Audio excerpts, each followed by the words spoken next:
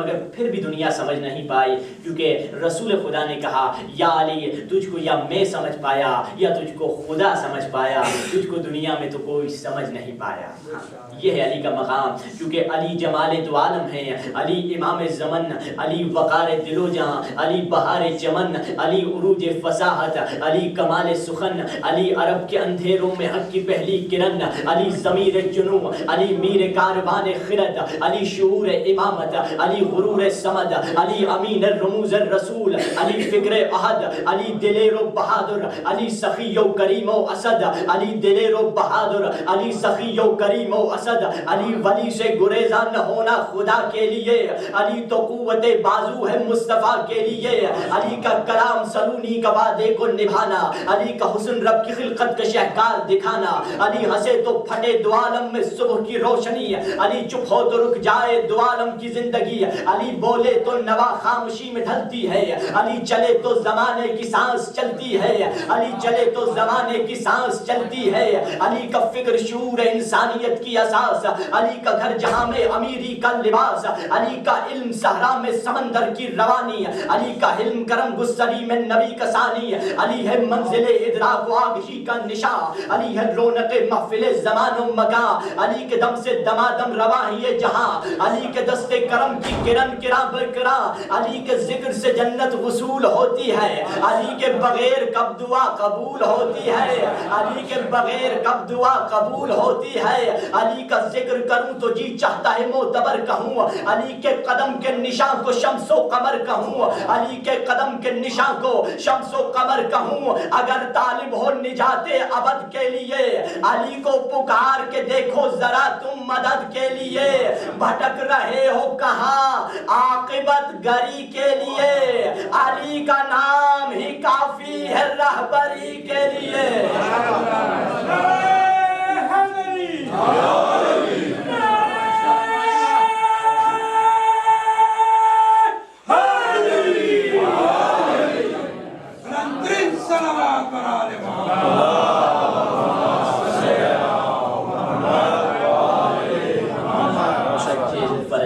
یہ ہے حضرت امام علی علیہ السلام کا مقام۔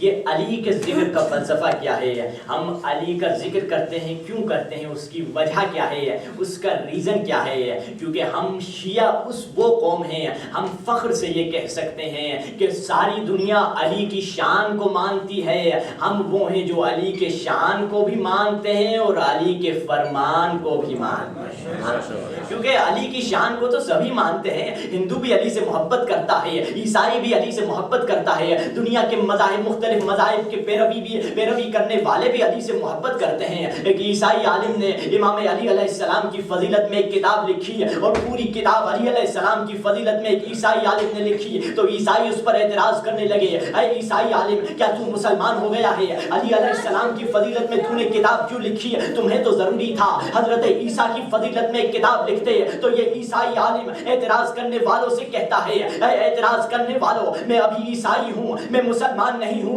بلکہ میری زندگی کا یہ وظیفہ تھا، میری زندگی کا یہ مقصد تھا کہ میں اپنی زندگی میں ایک ایسی کتاب لکھوں جس کتاب میں دنیا کی ساری فضیلتوں کو جمع کر دوں، مگر جب میں فضیلتوں کی تلاش میں نکلا تو علی میں ساری فضیلتیں مجسم نظر آئیں،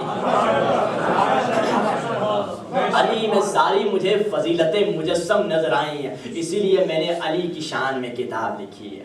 یہ تو ان کے بارے میں بھی ہے جو عیسائی ہیں، جو یہودی ہیں، جو علی کو نہیں مانتے، مگر ہم شیعہ وہ قوم ہیں جو علی کو پہچانے بھی اور علی کو جانے بھی۔ پہچاننا جاننا یعنی کیا؟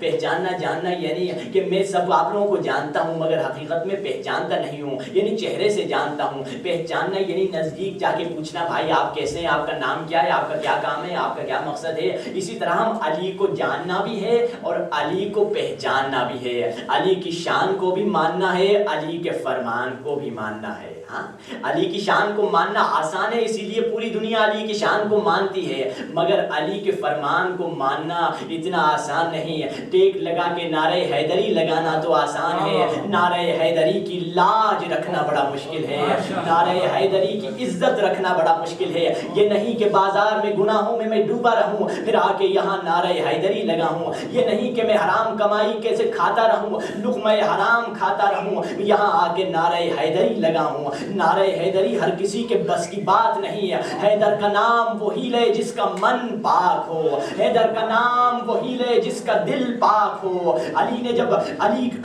علیہ السلام نے جب کچھ لوگوں کو دیکھا کہ کچھ لوگ علی کے پیچھے آ رہے تھے، ان کے دیکھا تم کون ہو؟ کہا ہم آپ کے شیعہ ہیں۔ علی نے کہا میں تم میں شیعوں کی کوئی نشانی نہیں پاتا، میرے شیعہ وہ ہیں جن کا سجدہ کر کر کے ان کے ماتھے پہ سجدے کا نشان ہو، میرے شیعہ وہ ہیں جو قائم اللیل ہوں، راتوں کو عبادت میں بسر کرتے ہوں اور دنوں کو روزوں میں بسر کرتے ہوں، اور ان کے پیٹ سے جا کے لگیں، انہیں حقیقی شیعہ کہتے ہیں۔ شیعہ ہونے کا دعویٰ تو بہت لوگ کرتے ہیں، مگر حقیقی سلمان بوزر کچھ ہی لوگ بنتے ہیں، ہر ایک سلمان نہیں بنتا۔ امام رضا کے دروازہ کسی نے کھٹکایا، لوگوں ابا سعادت امام رضا کے صحابی تھے، دروازے پہ گئے، کہا کون ہو؟ کہا کہ ہم علی امام رضا کے شیعہ ہیں۔ امام علی رضا کے پاس ابا سعادت آئے، کہنے لگے کچھ لوگ ہیں جو کہہ رہے ہیں آپ کے شیعہ ہیں، کہ ہم دروازہ کھولے؟ امام نے کہا انہیں واپس لوٹا دو۔ بڑے غمگین ہوئے، دوسرے دن آئے، کہا مولا ہم آپ کے شیعہ ہیں، مولا نے کہا واپس لوٹا دو۔ تیسرے دن آئے، دروازہ کھولیے، مولا ہم آپ کے محب ہیں، امام نے کہا اندر آنے دو، کیونکہ وہ پہلے جھوٹ کہہ رہے تھے، پہلے غلط بات کر رہے تھے کہ ہم آپ کے شیعہ ہیں، ہمارے شیعہ نہیں۔ اس دفعہ انہوں نے کہا ہم آپ کے محب ہیں، تو میں نے آنے دیا۔ علی کا محب بننا آسان، مگر علی کا شیعہ بننا مشکل ہے۔ علی کے شیعہ تو وہ تھے حق بیانی میں زبان کٹا دیتے تھے، مگر پھر بھی غلامی علی میں باقی رہتے تھے۔ علی کے شیعہ وہ تھے جو حبیب ابن مظاہر جیسے تھے، بڑھاپے میں سر کٹا لیتے تھے، مگر پھر بھی یا علی کرتے رہتے تھے۔ یہ ہیں علی کے حقیقی شیعہ، جن کے دل میں ایمان ہوتا ہے۔ اب ہماری جو گفتگو ایمان کے متعلق چل رہی تھی، انسان کے دل میں ایمان آنا چاہیے۔ یہ صفات ملونیہ جو ہمارے اندر ہیں، یہ کیسے نکلیں گی؟ یہ اس وقت نکلیں گی جب ہمارے دل میں ایمان آئے گا، اور جب ایمان آئے گا تبھی جا کے ہم علی کے حقیقی شیعہ بن پائیں گے۔ اب ایمان کیسے آئے گا؟ ایمان کے متعلق امام علی علیہ السلام نے کہا، اور اسی طرح پہلے قرآن نے کہا کہ اگر تمہیں ایمان چاہیے تمہارے دل کو نرم ہونا چاہیے، یہ نہیں کہ تمہارا دل سخت ہو پھر بھی کہو میں ایمان والا ہوں۔ اگر ایمان چاہیے تمہارے دل میں نرمی آنی چاہیے۔ تو پھر ہم نے پوچھا مالک ہمارے دل سخت ہو چکے ہیں، ہماری نرمی کیسے ہو؟ تو امام علی علیہ السلام نے بتایا اوصیکم بکثرت ذکر الموت، اگر چاہتے ہو تمہارے دل نرم ہو جائیں تو زیادہ سے زیادہ موت کو یاد کرو۔ موت ایک ایسی چیز ہے جو ہمارے دل کو نرم کر سکتی ہے۔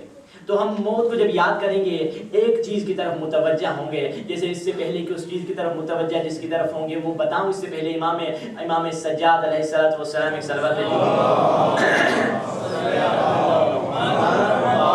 حضرت سجاد نے فرمایا اللہم انی، دعا میں فرمایا اللہم انی اسألک خشوع الایمان قبل خشوع الکل من النار، مالک تجھ سے میں خشوع مانگتا ہوں اس سے پہلے کہ میں قیامت کے آنے والے دن میں خشوع آ جائے، کیونکہ مرنے کے بعد خشوع کا پھر کوئی فائدہ نہیں۔ خشوع یعنی دل کا نرم ہونا، مرنے کے بعد ہر ایک کا دل نرم ہو جاتا ہے۔ جب انسان دیکھتا ہے موت کا فرشتہ آ گیا ہے، مجھے اپنے بچوں سے جدا کر رہا ہے، تو اس کے دل میں خشوع آ جاتا ہے۔ جب انسان دیکھتا ہے قبر کے گڑھے میں مجھے پھینک کے چلے گئے ہیں، تو اس کے دل میں خشوع آ جاتا ہے۔ جب انسان جہنم کی ابھرتی ہوئی آگ کے شعلوں کو دیکھتا ہے تو اس کے دل میں خشوع آ جاتا ہے۔ موت کے بعد خشوع کا کوئی فائدہ نہیں ہے۔ اگر خشوع ایجاد کرنا ہے تو اس دنیا میں ایجاد کرنا ہے۔ پہلی چیز مولا نے بتائی خشوع موت کے ذریعے سے آئے گا۔ اب جب انسان موت کو یاد کرے گا تو محاسبہ بھی ضرور کرے گا۔ محاسبہ یعنی کیا؟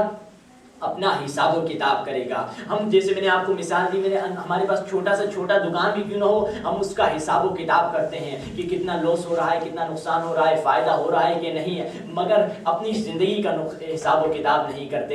امام موسیٰ کاظم کی میں نے حدیث آپ کو بتائی کہ امام موسیٰ کاظم فرماتے ہیں کہ لیس من شیعتنا من لا یحاسب نفسہ فی کل یوم، وہ ہمارے شیعوں میں سے نہیں ہے جس کا پورا دن گزر جائے وہ اپنا حساب و کتاب نہ کرے۔ اچھا اچھا حساب و کتاب کیسے کرنا ہے، اس کے لیے ایک خاتون نے حضرت امام کی یہ حدیث سنی، حضرت امام موسیٰ کاظم کی حدیث سنی کہ جو ہمارا شیعہ نہیں ہے، جو خود کو ہمیشہ حساب نہیں کرتا ہر روز، تو اس نے کہا چلو میں بھی حساب کرنے لگتی ہوں۔ اس نے بوڑھی تھی، ان پڑھ تھی، لکھنا پڑھنا تو نہیں آتا تھا اسے، اس نے کیا کیا، جب کوئی غلطی ہو جاتی تھی دیوار پہ ایک لکیر لگا لیتی